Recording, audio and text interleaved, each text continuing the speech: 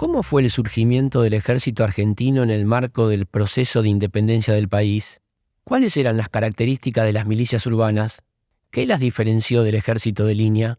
Las invasiones inglesas y la asonada del 1 de enero de 1809 tuvieron un papel fundamental en los prolegómenos de la formación del ejército. ¿Por qué? El norte fue un teatro de operaciones central en la guerra, y las batallas, obviamente, fueron claves. Los partes de guerra explican mucho, pero a su vez nos muestran las diferencias entre el ejército oficial y las tropas irregulares. ¿Hay ejemplos de esto? Salta tiene memoria y recuerdo de esta época. ¿Cuál es la diferencia entre memoria y recuerdo? El Panteón de las Glorias del Norte rinde tributo y nos hace presente el papel de hombres y mujeres que combatieron por la patria. El doctor Villagrán nos explica todo esto. La Guerra de la Independencia Hispanoamericana ha sido uno de los grandes hitos de la edad contemporánea. El papel del norte argentino fue muy importante en esta Guerra de la Independencia. Generalmente se destaca a Güemes. Bueno, por supuesto, Belgrano, pero del norte a Güemes. Salta lo ha reconocido, pero también ha reconocido a otros personajes que han participado en esta Guerra de la Independencia y los ha homenajeado en el Panteón de las Glorias del Norte. Ahí aparecen otras figuras. Aparece Arenales, aparece Alvarado, aparecen otros. Y también soldados desconocidos, donde se le rinde tributo a esos seres anónimos, porque no se les conoce el nombre, que han peleado y han muerto por la patria. Están restos de soldados desconocidos de la batalla de Salta, pero también de batallas tal vez no tan conocidas por el público en general o por las generaciones actuales. Por ejemplo, de Suipacha, de la Florida, de Sipe. Por eso en estos podcasts de historia quisimos invitarte a vos, Martín, que sos un especialista de los temas de la guerra, de la independencia, de todas estas batallas y de todos estos personajes, para que nos cuentes a partir de tu conocimiento lo que vos consideras más importante para estas generaciones que no conocen tanto sobre eso. Sí, efectivamente. En la historia militar argentina, tan rica y al mismo tiempo tan compleja, tan dialéctica en todo lo que es la exposición, el relato, la comprensión de todo este hecho que duró tanto tiempo, porque en definitiva esto es consecuencia del juntismo español que deviene de la invasión napoleónica, de todos los sucesos, también de una complejidad extraordinaria que se da en la península. Luego lo que es el tema de la renuncia de Bayona, la creación de las juntas, el juntismo, de cómo esto comienza, a gestarse todo en 1808 en España, y las consecuencias es en América en forma inmediata. Y del punto de vista del relato histórico, es como estar hablando con el eco. Pasaban unas cosas y luego se replicaban en América o tenían consecuencias en América. La guerra hispanoamericana termina siendo un acontecimiento político-militar extraordinario, que en lo que hace a las Provincias Unidas del Río de la Plata va a tener su expresión a partir de lo que son las invasiones inglesas, que va a generar un cambio de paradigma y de conductas dentro de los protagonistas de todo aquel movimiento. ¿Por qué? Porque decir que realmente el espíritu patriótico que luego iba a expresarse a través de la Revolución de Mayo, los movimientos que eran de emancipación y luego de independencia, todo esto se va a ver reflejado en el juntismo y en la intención de Álzaga de hacer la primera junta con la asonada del 1 de enero de 1809, que fracasa. Y fracasa a tal punto que se imponen las tropas de milicias urbanas de Buenos Aires, los criollos, sobre las tropas de milicias urbanas de Buenos Aires integrada por peninsulares. Y a partir de ahí comienza una historia diferente, porque a lo que había sido el bautismo de fuego con las invasiones inglesas, luego se resuelve esa tensión interna entre peninsulares y criollos americanos. El 1 de enero de 1809 en Buenos Aires, que todo el mundo se olvida de esto. Pero es bueno traerlo a colación, porque gracias a ello va a estar el poder militar en manos de los criollos, para que cuando se hace la primera junta de gobierno, que es la del 22 de mayo, primera junta de gobierno, presidida por el ex virrey, va a haber un personaje extraordinario que es Manuel Belgrano, quien dice que no iba a tolerar que se quede el ex virrey como presidente de la Junta, porque ser presidente de la Junta era mantener el poder virreinal en cuanto que era capitán general, o sea, el jefe comandante de todas las fuerzas armadas, tanto de línea como de milicias, dentro de la jurisdicción del virreinato. Y gracias a eso viene luego toda esa maniobra tendiente a despojar al ex virrey de la presidencia de la Junta, y ahí es donde nace la primera Junta de Gobierno Patrio, que en realidad es la segunda Junta de Gobierno en el Río de la Plata. Esto hace que comience con un hecho realmente revolucionario, en el sentido de cómo se cambia todo lo que era una cultura y una historia en un momento determinado, donde las milicias urbanas de Buenos Aires, por un decreto de la Junta del 29 de mayo de 1810, transforma las milicias, las transforma en tropas veteranas o de línea. Ustedes me dirán, bueno, ¿y esto qué tiene que ver con todo esto? ¿En qué cambia?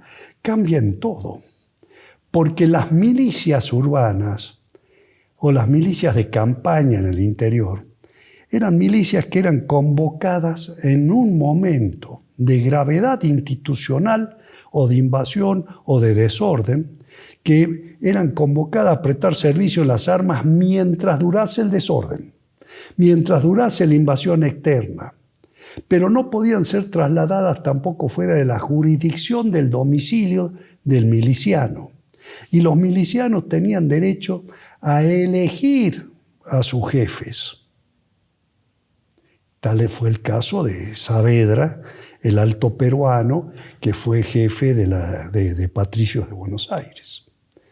Ahora, cuando triunfa la Junta Patriótica, la Junta Patria, el gobierno patrio, ya pasa lo que pasa en todas las revoluciones. La revolución se legitima por el éxito. Y cuando se necesita un éxito militar, lo que eran las milicias, los partisanos, los guerrilleros, cualquier forma de denominación que se tenga para guerras asimétricas o guerras irregulares, una vez que quienes están en oposición a quien tiene el poder logran hacerse del poder, ya entonces la disciplina pasa a ser la disciplina de ejército reglado, y se acaba esto de que el miliciano va a elegir a su jefe o que no puede ser sacado de su jurisdicción, y pasa a ser tropa del Estado, tropa de línea, que dice puede ir a donde sean mandados, van. Pero a cambio de eso el Estado se hace cargo del prest, de mantener al soldado. Se hace cargo de su vestimenta, de su transporte, de su sanidad, en esa época también de su asistencia espiritual, etcétera, etcétera. Hay una integralidad, pero hay un cambio sustantivo, revolucionario, sobre la disposición de medios que se puede tener para aplicarlos a una política, a objetivos políticos predeterminados. Eso hace que entonces uno pueda entender, luego de varios años de guerra cruel, de guerra, por qué la relación, por ejemplo, en la provincia de Salta, entre el gobierno central en sus distintas formas, directorios, triunviratos, etcétera, etcétera. Y la provincia, la gobernación, Intendencia de Salta, hay momentos de gran colaboración y momentos de grandes conflictos y enfrentamientos. Porque, entre otras cosas, el gobernador de Salta era teniente coronel, luego coronel y finalmente coronel mayor de los ejércitos de línea, de los ejércitos de la patria, grado militar del ejército, de lo que hoy llamaríamos, entre comillas, un ejército nacional, del ejército argentino. Ojo, esto es una ucronía, pero lo traigo para una mejor comprensión de lo que era la situación, de por qué se generan estas cosas. Entonces, él era un oficial del ejército que respondía a su comandante en jefe. Llámese en su momento el coronel San Martín, que era general del Ejército del Norte, del Ejército Auxiliar del Perú, el que lo trae a Güemes, a Salta en el año 14 y le levanta el castigo que le había impuesto Belgrano, por lo cual estaba en Buenos Aires y Güemes no participó en la batalla de Salta por estar castigado. San Martín lo trae y entonces el coronel San Martín lo trae al capitán Güemes. Claro, pero perdón, ¿no? Pero a ver, porque esto sería una segunda parte de la pregunta. Nosotros habíamos visto que se arma el ejército el 29 de mayo y ese ejército avanza, se encuentra con una contrarrevolución en Córdoba, después ese mismo ejército va a pasar por Salta, va a llegar hasta lo que es hoy Bolivia, el Alto Perú, y ahí se van a encontrar, van a ser los primeros enfrentamientos oficiales, los primeros militares. enfrentamientos, exactamente. Pero cerrando para la distinción, ¿por qué es importante distinguir entre ejército de línea o ejército veterano con las milicias? Porque cuando Güemes sea gobernador a partir del año 15 y tenga el protagonismo que tuvo, y no solo Güemes y su circunstancia, diría Ortega, con todo lo que rodea, él era oficial del ejército de línea. Como gobernador intendente, era el comandante de las milicias de la provincia, que a su vez las milicias estaban subordinadas al gobierno central, en tanto que el comandante del Ejército Auxiliar del Perú, el brigadier general Belgrano, era también capitán general. Y capitán general no era grado militar, sino eran funciones militares que las desempeñaba el civil con más alto poder político, el virrey o los gobernadores, dentro de su jurisdicción. Entonces, las milicias dependían directamente del gobernador intendente. Pero el gobernador intendente dependía, en tanto que era oficial de línea, del Ejército Auxiliar del Perú y de su comandante, que era el general Belgrano. Esto va a dar luego, por supuesto, estas colaboraciones y tensiones según lo que podían ser las circunstancias en que la vida lo ponía a cada uno de ellos. Digamos, para simplificar el relato, que Güemes y Belgrano tenían lo que se llama la amistad probada, porque había sido sometida a tensiones muy fuertes, pero que fueron capaces de sustraerse a las pequeñas miserias personales y tener en cuenta que el objetivo que podríamos llamar hoy también muy entre comillas nacional, de la independencia, los encuentra unidos a esa tríada maravillosa que fueron San Martín, Belgrano y Güemes. Los tres llamados a tener una incidencia directa, directísima, en la declaración de la independencia del Congreso de Tucumán. Todo esto va dentro de circunstancias que son realmente, que tienen una movilidad extraordinaria. Y esto nos lleva a volver al principio, a decir, ¿cómo es que se recoge en el panteón de las glorias del norte lo que es la memoria colectiva, la memoria histórica, la memoria que va mutando según las generaciones, porque en definitiva el relato de la historia se escribe, se percibe y se vive conforme a las necesidades que tiene cada generación de interpretar sus orígenes, que a veces tienen mucho de mitológico, otras veces de memoria, otras veces de recuerdo. Y no es lo mismo la memoria que el recuerdo, porque la memoria es la capacidad de poder evocar hechos pasados. Pero el recuerdo es esa misma memoria pasada por recordis, pasada por el corazón, pasada por el mundo de los afectos, el mundo de los compromisos, el mundo de las creencias, el mundo de las ideologías, el mundo en el cual la persona humana es la que busca cómo explicar que uno es sucesión de algo que pasó antes e imaginar la trascendencia de decir qué nos espera para el futuro y qué nos enseña ese pasado. Si es que nos enseña, por otra parte, que a lo mejor es más una expresión de deseos, porque vemos, si comenzamos a hurgar en lo que son los detalles del relato histórico, que lo que hoy es una palabra tan de moda, la grieta parece ser condición inherente a la naturaleza humana, porque esto viene dándose, al menos en la historia argentina, desde sus comienzos históricos y míticos. Esto es muy importante para decir, bueno, ¿qué pasó con esta propuesta del Panteón de las Glorias del Norte?